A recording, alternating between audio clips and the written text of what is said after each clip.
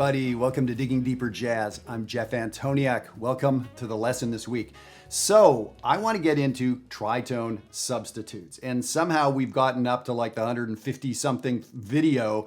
And I've sort of talked around tritone substitutes, never talked about tritone substitutes. This is something that's important, and it certainly strikes fear into the heart of every novice jazz musician. They've heard about tritone subs and what do we do with them and what are they? And even when we're an intermediate player and we understand it intellectually, how do we get it to come out so it doesn't sound terrible? And yeah, there's a lot of ways to do it wrong, like so many things. So let's find out how to do this stuff right. And by the way, I want to thank those of you that signed up for the online Digging Deeper workshops. We're doing our 8th workshop. We're doing a series of 4. So we're in our 2nd series and we're doing the last one, the 4th one, this week. And so we have people from all around the world tuning into these things and, digging even deeper into this material. So it's very cool. I'll let you know about the next series when that comes up. You may be interested. Okay, so tritone substitutes. So why? Why do we care about a tritone substitute, even before we know what it is? Why do we care? It's a framework to give us interesting notes in our comping on piano or guitar, or if we're an arranger.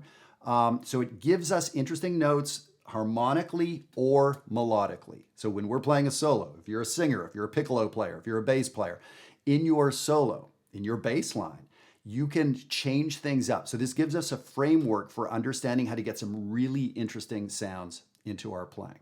So let's look at the sheet. I'm going to turn to the piano here. And what I want to do is play for you this 2-5-1 progression, item number 1.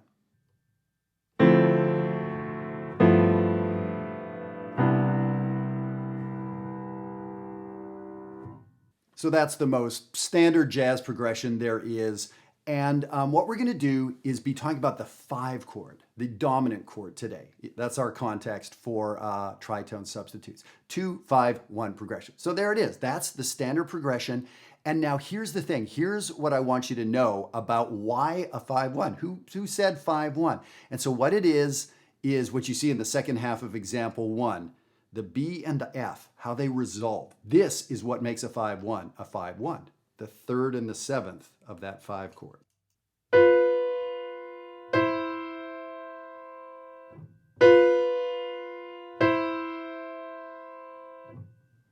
That is it. That is all European, Western-based functional harmony in a nutshell. That's what it is. How that tritone, the F and the B, how they resolve out. Okay, cool. So now here's what a tritone sub is. What we're saying is we're looking for a substitute for that G chord. What is a good substitute for that G chord? Well, turns out a chord a tritone away. A tritone means 3 full tones. The interval of 3 full tones is called an augmented 4th or a flat 5th. So what is 3 full tones from a G? G to A to B, B to C sharp. So G and C sharp, or call it D flat. Or G to D flat is an augmented 4th. You get it. So that's where the term tritone comes from. So what we're saying is when you see a G7 chord, you can play a D flat chord instead. So I'm saying a G7 chord and a D flat 7 chord are great substitutes. I'm going to say they're synonymous with each other. That's nuts. How can that be? The key of G and the key of D flat, think about their key signatures, 1 sharp and 5 flats. They're very, very different. How can they possibly be synonymous? How could they possibly, right? Well, here's how. Look at item number 2. What you see there is it's the same resolution as item number 1.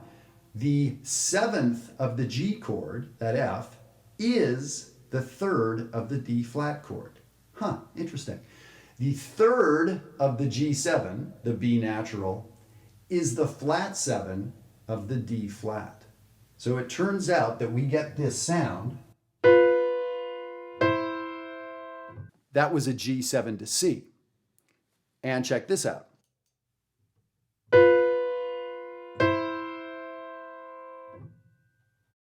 That was a D flat 7 to C. It's the exact same functional notes. The 3rd and the 7th are the 7th and the 3rd. Okay, so now let me play them with the bass notes so you can hear what's going on. Here's G7 to C.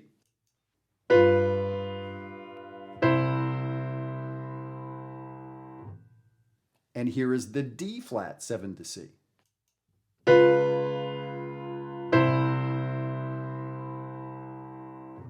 Pretty cool, right? It turns out that the functional, the important notes of the G7, the F and the B, the 3rd and the 7th, are the same important notes of a D flat.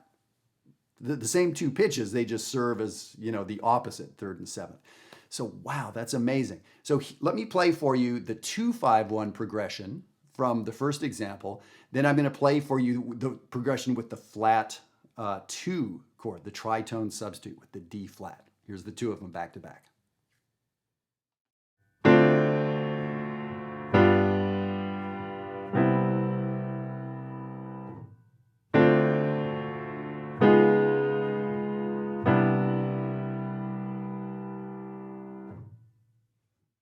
Pretty slick, right? So there's a lot of implications here. Now, for a bass player, we had D, G, C. So I'm saying we can play D, D flat, C. So for a bass player, whenever you have a 2-5-1 in this instance, that's our example. There's a lot of other places you can use this. You can now play a different bass note, a tritone away from what's written. It will sound fantastic. By the way, this is not a jazz innovation. This goes back hundreds of years. This was called the Neapolitan 6th chord, way, way, way back when. So yeah, not a jazz innovation, but jazz players love it. So now, here's where it gets interesting. If you're playing piano and you see D, G, C in the chord changes, you can play D, D flat, C. You can change your comping and it's going to add some cool color. So you just sort of heard the version that I played there. So it's really, really interesting. And I'm going kind of quickly here. This is something people spend years working on. I mean, this is a whole semester class studying jazz, right? So I mean, this is a good reason for you to come into Jazzwire and have some coaching on this thing and work on this over the course of months. By the way, if you want to come into Jazzwire, we're doing free tours. So if you go to the address down here, the Schedulista address, sign up. It's nothing you need to do. Just pick a time, put your name in, and a free guided tour, like a screen share thing. You can really see what we're doing at Jazzwire. This would be the kind of thing you'll get some fantastic help with, along with a million other things. Okay, so now what I want to get onto is how we can use this in a melodic way. And that gets very interesting. I've also got a cool Johnny Griffin lick here for you, one of my very favorite tenor players. Before we do that, I've been mentioning Maryland Summer Jazz. We have all these fantastic special guests coming to our online workshop. So I know people all around the world are seeing these videos. I really appreciate you watching them. All I know is everybody's life has been somewhat canceled, right? Due to the COVID virus. I was supposed to be in Europe for a 1-month tour this summer. That's not happening. I was supposed to be going to a friend's wedding this summer. That's not happening. I was supposed to be presenting at 6 different universities in this spring and the coming fall. That's all gone. So all these fun things I had to look forward to are not there. So I'm trying to create fun moments to just sort of look forward to, right? Well, for you folks, Maryland Summer Jazz, there couldn't be anything better. So if it fits your timing, if it fits your resources, you couldn't possibly have something cooler to look forward to in July, something to work forward into, something to, get your practicing working towards. So definitely check out Maryland Summer Jazz. We have all these great guests, Peter Erskine and Jeff Coffin and John Patitucci and Matt Wilson, a bunch of them. So yeah, get in touch with me. Let me know if you want to know more about that. Okay, so let's look here at the third item on the sheet.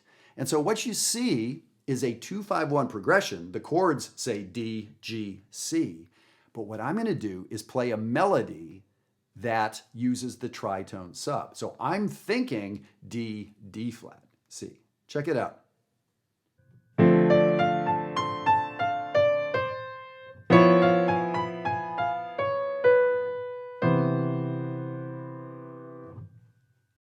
So there it was, sort of slowly, so you could hear how everything goes. So in that second measure, in that G7 measure, I was thinking D flat 7. So of course, I got some flat fives and some flat nines. I got some interesting other notes in there. And it was the structure of the notes, how I was thinking of them in the context of that D flat chord that made them sound good, that made them work. It's a really, really great way to go. Let me do this. I'm going to improvise a little bit on that 2-5-1 progression. And so I'm just going to do some different tritone sub sort of stuff in there.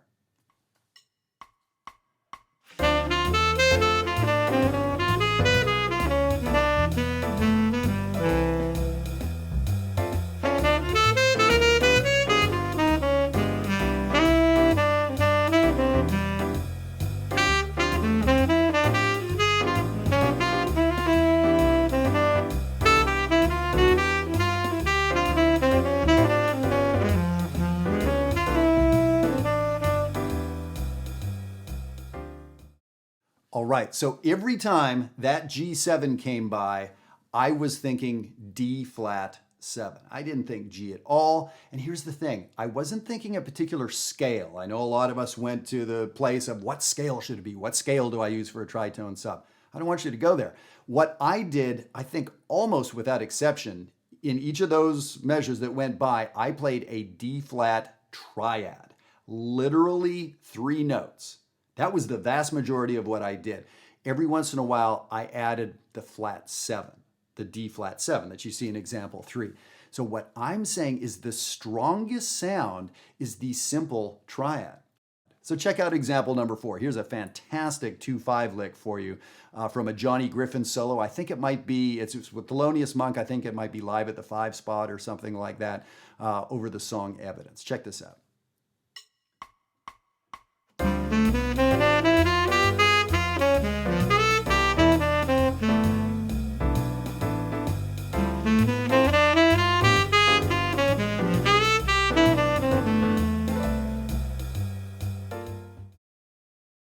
All right, so do you see what I'm talking about over that G7 chord, that straight up D flat triad, and how strong it is? My accompaniment was not playing anything having to do with D flat. It was playing the G. I want the rub.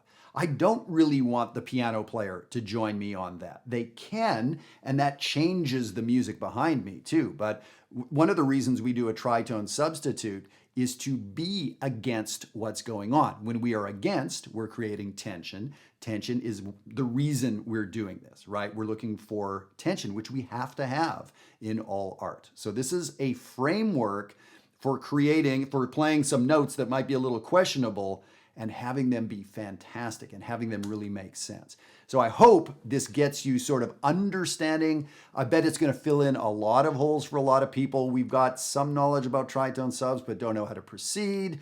We're playing them, but don't know why they're not working, et cetera, et cetera. So that's the goal here with Digging Deeper is let's plug up some of these holes and get you moving quicker. So again, really hope that you'll take advantage of Maryland Summer Jazz. I think we have just a handful, 19 spots left. And of course, thousands of you see these videos. So I would love for you to think about what you have coming up in the next couple months. What could be a really fun focus for you? And I promise it's going to be a fantastic time. Over 20 faculty members to work with you. All right, enjoy the tritone substitutes, and I will see you next time.